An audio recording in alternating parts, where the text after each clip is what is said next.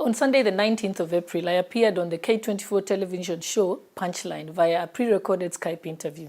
When I watched the show the following day, I noted that Anne Kiguta made a 9-minute lecture after my interview. It is then that I realized that there was some mischief. This is how it was planned. On Friday, April 17th, I came across a missed call from a number I did not recognize. Shortly, this was followed by a text message from Professor Mutahi Ngunyi, who introduced himself and requested me to appear on Punchline, a show hosted by Miss Anne Kiguta on K24's television. I agreed to honor the invitation, given that the show's suggested topic was topical and I thought worth my time. It has since become clear that this was a ploy to anchor a desperate, contradictory, misinformed and ill-advised message grafted by Ngunyi at the behest of his masters, with Anne Kiguta providing a voice. The manner in which my participation was exploited without my notice or consent in this unethical and lowly charade has constrained me to offer this rejoinder in order to clear the misunderstandings and provide the context. The authors of Kiguta's recital struggled heavily to emphasize the fact that His Excellency Uhuru Kenyatta is the president. The DP in some ways overplayed his hand and acted as a co-president instead of a deputy president and forgot that there is only one number one. I do not know who just discovered this seemingly exciting fact or who they think needs to be told, because as far as all Kenyans are concerned, Uhuru Kenyatta has been president for 8 years now. No one is more aware of this fact than the apparent target of this recital. That is the Kenyatta's deputy, Honorable William Ruto. This is the one politician who has actively supported Kenyatta's presidential ambitions at great cost over a period of 20 years, 3 elections and 1 electoral defeat. Why then would someone in their right senses go to town with this declaration as though it was breaking news? Now, we cannot tell you why exactly this covenant fell apart. For whatever reason, President Kenyatta has chosen a new political ally in Raila Odinga. Perhaps politically, according to him, the DP could only have gotten him so far, but governing for the last term required another alliance. Or perhaps for some reason, the deputy president lost the president's confidence, maybe when he publicly undermined the handshake and the pact for political cooperation with Raila, even when the president had made a decision to work with him. The effort invested to make this superfluous point is ridiculous. Only a fool doesn't know all this. In fact, no one knows this fact better than Jubilee's 8 million members. We know it because there has been no party meeting at any level or any time this term. No parliamentary group meeting, no National Executive Council meeting, and no National Governing Council meeting.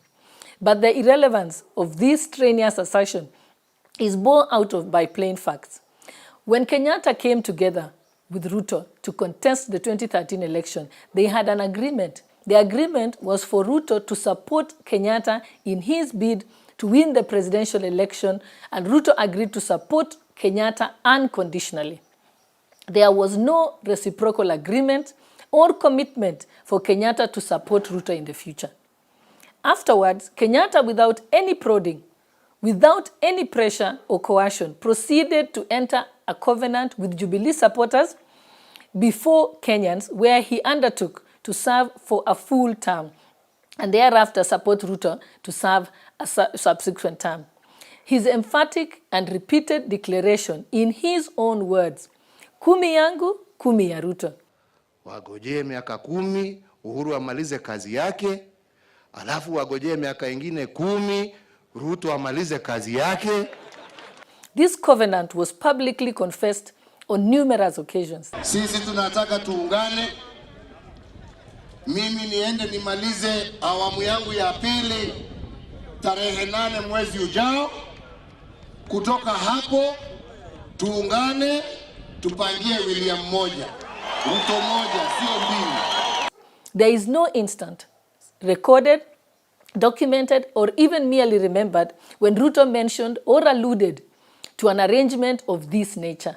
which remained purely a matter of Kenyatta's unilateral covenant. It is also was the basis of the subsequent proclamations of a 20-year Jubilee leadership and a post-2032 message. Now, in reporting these events that have followed, we have often debated why the DP has stayed where he is clearly not wanted. Why face the humiliation? Why insist that all is well when it clearly isn't? Why try to paint an image of togetherness where really there is none? How does it benefit the deputy president or those who support him? What is there to protect?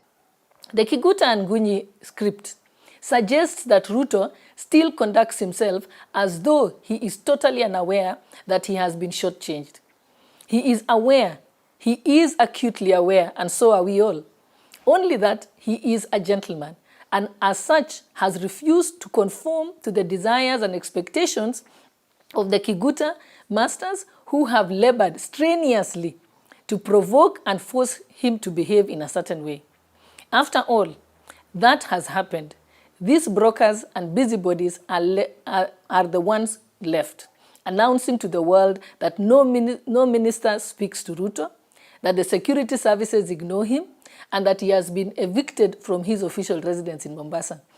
They go on to say that his cabinet roles have been transferred to a minister through an executive order.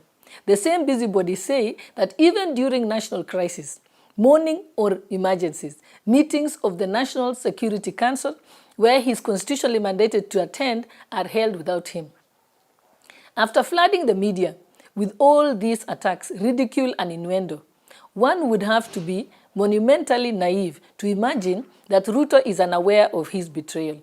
A man who has kept Kenyatta's presidential ambitions alive for 2 decades, and who, in his own right, is a phenomenally successful politician. Surely, he cannot have any difficulty interpreting these simple clues. A key justification for all this mistreatment meted to Ruto is that he started to campaign for 2022 early. Even assuming that this is a crime, what about the impunity and becoming shenanigans at the Jubilee Party? What about Kieleweke?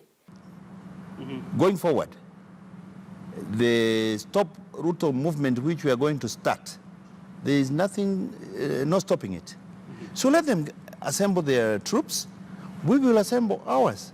In fact, the 2022 campaign was started by a senior party official, David Murathe, who began to roll out the Stop Ruto campaign to complement Kieleweke. This was before coalescing with ODM to build the BBI anti-Ruto campaign on a balance of probabilities. Has Ruto really sinned, or has he been sinned against? Kiguta and Ngunyi suggested that Ruto ought to embrace the example of David, of Scripture.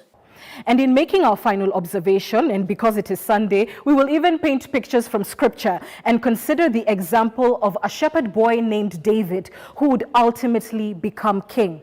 Now, not even David's own father thought him worthy enough of leadership, and his predecessor, King Saul, made life hell for David. But because leadership was his, David became king in spite of it, not by fighting Saul, but by trusting that what was his was his. This analogy is deeply disturbing because if it suggests that Ruto is David, who is staying where he is clearly not wanted and facing humiliation, then the authors of the script mean Kenyatta must be Saul. Now Saul was anointed to be king of Israel, but after reneging on a covenant, he fell out of God's favor. As a result, Saul devolved into a spiteful, vindictive, embittered, and blindly malevolent character who did all he could, not just to thwart David, but to murder him. It must be remembered that although David had multiple opportunities to harm Saul, he always rejected them, opting instead to patiently endure whatever Saul meted out. Why would Kiguta liken the president to this tragic biblical figure? When did President Uhuru become King Saul? Kiguta and Ngunyi have insulted the president. This is simply bizarre.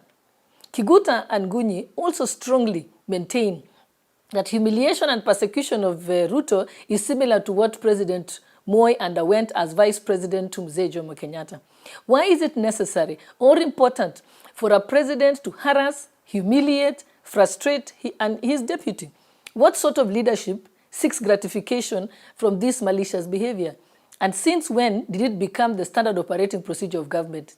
President Kenyatta has decided against his deputy. Choose whichever reason you want for this. But what you cannot choose is that is the bottom line. Now, President Kenyatta is out of the marriage or covenant, and it appears that he is out for good. If Kiguta and Ngunyi say that Kenyatta deliberately broke a covenant he unilaterally and voluntarily entered, why does he require brokers and busybodies like Murathe and Francis Atwoli to propagate the breach? Kiguta and Ngunyi go on to say that whether Kenyatta's actions are right or wrong, moral or not, is irrelevant because it is all politics and politics is a game. Uhuru Kenyatta is the president of Kenya. The caliber of a leader is measured by the extent to which their word is their bond. If Kiguta and Ngunyi are suggesting Kenyatta conned Jubilee supporters and that he actually should change his deputy, are they saying also that it is acceptable for the president of Kenya to be deceitful and immoral? Kenyatta and Ruto got together to rid Kenya of the politics of deceit, conmanship, fraud and ethnic nationalism and betrayal. If, according to Kiguta, this is normal, does it mean that deceit, fraud and betrayal are Kenyatta's governing principles? Really? What does that portend for the Jubilee Manifesto, commitments and other covenants that he makes, including his pet project, the handshake, BBI, and his new friend Raila Odinga? The heart of Jubilee, the core of it, was not party structures and organs in a party constitution. No. What made Jubilee a force in politics was the partnership, the marriage, the cooperation of President Kenyatta and his deputy. And without the president, there is no Jubilee in real terms. The configuration of Jubilee is deliberately against individualism or disguised ethnic nationalism. This is why it transformed itself into a national party guided by set ideals and values. We are here as the Jubilee family to proclaim the meaning of our party. The party that we launch here today is an expression of our unity, our oneness, and our togetherness. The idea that the president can casually trample a party constitution he participated in writing is problematic as far as respect for the institution goes. If the president can violate a party constitution, how do you expect him to respect the constitution of Kenya? Ngunyi and Kiguta also told us that the president is going to form a new grand coalition with opposition leaders. You have mentioned Baba here. People can expect new formations in the future. We can move on to a bigger house, which will be bigger than Jubilee. What business, then, does a retiring president have in forming ragtag coalitions with the opposition and political brokers?